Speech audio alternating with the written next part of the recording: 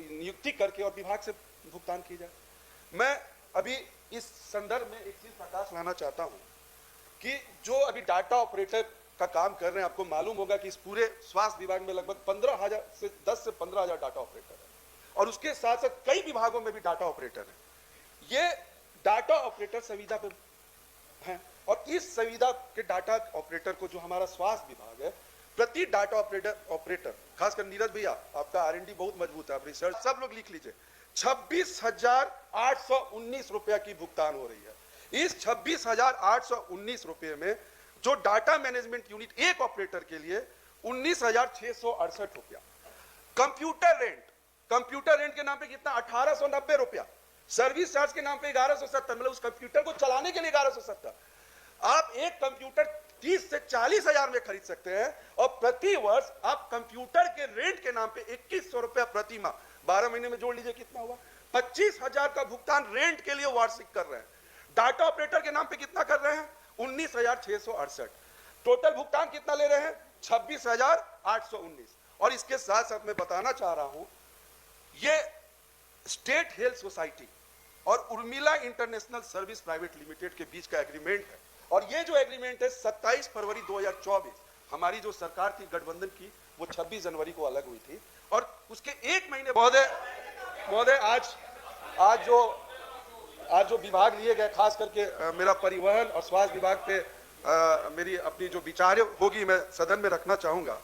महोदय, जो संसदीय मंत्री थे उस दिन उन्होंने कहा कि भाई पक्ष विपक्ष अपने विचार लाते हैं, जो बजट चलता है विभागवार, लेकिन जो हमें कार्य सूची मिलती है उसमें विचार विमर्श नहीं लिखा रहता। चाहे आपके टेलीविजन की स्क्रीन पे ये बोला जाता है वाद विवाद, तो हम विचार रखना चाहते हैं लेकिन कार्य सूची और ये सब में वाद विवाद, हमें कहीं ना कहीं से वो विवाद लेके आना ही पड़ता है कार्य सूची के तहत। महोदय, आज सबसे पहले मैं स्वास्थ्य विभाग पे प्रकाश डालना चाहूंगा। अभी हमारे आदरणीय माननीय सदस्य ने काफी ऊंची बातें बोली, ये इमारत बन गई, वो इमारत बन गई, एशिया की सबसे बड़ी अस्पताल बन गई, एशिया का 5500 बेड का, 5000 बेड का, ये फैसिलिटी वो फैसिलिटी। लेकिन महोदय, सबसे पहले मैं आज इस सदन से प्रकाश डालना चाहूंगा, इंफ्रास्ट्रक्चर बन गई, इस बात से मैं भी सहमत हूं, लेकिन इस इंफ्रास्ट्रक्चर चलाने के लिए क्या हमारी सरकार के पास इतनी इंफ्रा नहीं है कि वो खुद से बहाली करके वो जो ये हम अभी चाहे डाटा ऑपरेटर हो, बहुत ऐसी चीजें हैं जो हम संविदा के तौर पे बहाली करके उनको चला रहे हैं।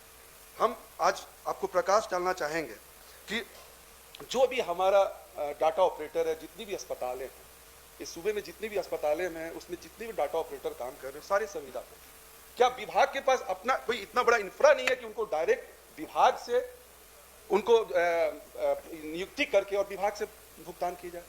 मैं अभी इस संदर्भ में एक चीज प्रकाश लाना चाहता हूं कि जो अभी डाटा ऑपरेटर का काम कर रहे हैं, आपको मालूम होगा कि इस पूरे स्वास्थ्य विभाग में लगभग 15,000 से 10 से 15,000 डाटा ऑपरेटर है और उसके साथ साथ कई विभागों में भी डाटा ऑपरेटर है। ये डाटा ऑपरेटर संविदा पे हैं और इस संविदा के डाटा ऑपरेटर को जो हमारा स्वास्थ्य विभाग है, प्रति डाटा ऑपरेटर खासकर नीरज भैया, आपका R&D बहुत मजबूत है, आप रिसर्च डेवलपमेंट, समय कम है महोदय देखिए, इकलौता हूं, बोलने दीजिए महोदय, समय।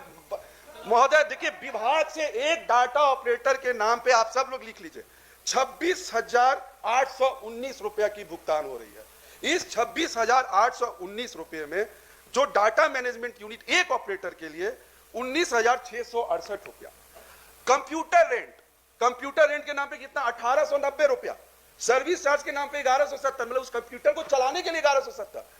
आप एक कंप्यूटर 30 से 40 हजार में खरीद सकते हैं और प्रति वर्ष आप कंप्यूटर के रेंट के नाम पे 2,100 रुपया प्रति माह, 12 महीने में जोड़ लीजिए कितना हुआ, 25,000 का भुगतान रेंट के लिए वार्षिक कर रहे हैं।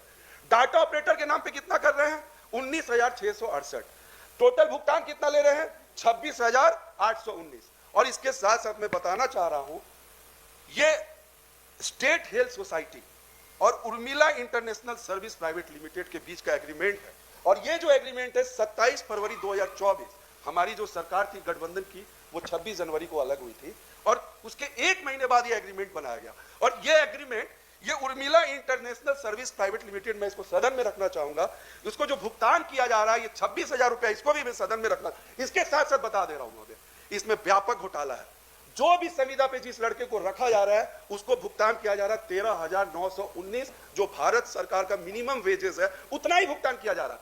बाकी बीच के पैसे कहां जा रहे हैं? हम माननीय मुख्यमंत्री जी यहां बैठे हैं, हम चाहेंगे ये बहुत बड़ा घोटाला है और इस घोटाला को आप अपने लेवल से चेक करें, मालूम करें प्रति व्यक्ति 10,000 रुपया कहां जा रहा है, कौन ऑपरेट कर रहा है, किसकी हाथ है।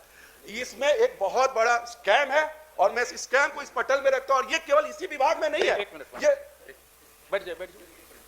ये भी बता दीजिए कि ये जो योजना है किनके समय में शुरू हुआ? 1 महीना का तो आप टाइम बोले, तो ये योजना शुरू कौन किया? आप ही के मंत्री, आप ही के नेता ने शुरू किए, हम तो इंप्लीमेंट किए। योजना इनकी जो पुरानी एग्रीमेंट है, मुझे मालूम था, इनकी जो पुरानी एग्रीमेंट है 2022 की है, उसके बाद ये एग्रीमेंट को एक्सटेंड किया गया है। 2022 से पहले भी योजना चल रही थी, वो भी कॉपी में सदन के पटल पे रखना चाहता हूं। महोदय ये जो उर्मिला इंटरनेशनल प्राइवेट लिमिटेड, उसको रख दिया जाए। ये केवल आपका 6 मिनट हो चुका है, आप उसको रख दीजिए।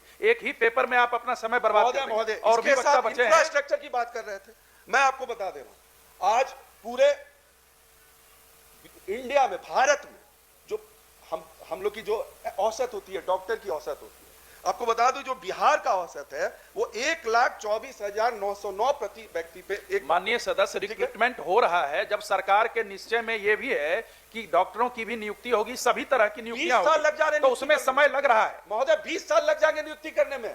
आज ठीक है, आप अपना जो संभाषण है वहां रख दें, आप रख दें माननीय सदस्य। महोदय इसके साथ मैं जीएमसीएच की चर्चा नहीं, अब महोदय 6 मिनट हो गया, 6 मिनट से आप रख दें। आपके पास कॉलेज में पढ़ाने वाले डॉक्टर है आप रख दें। महोदय, बेतिया में कुल 100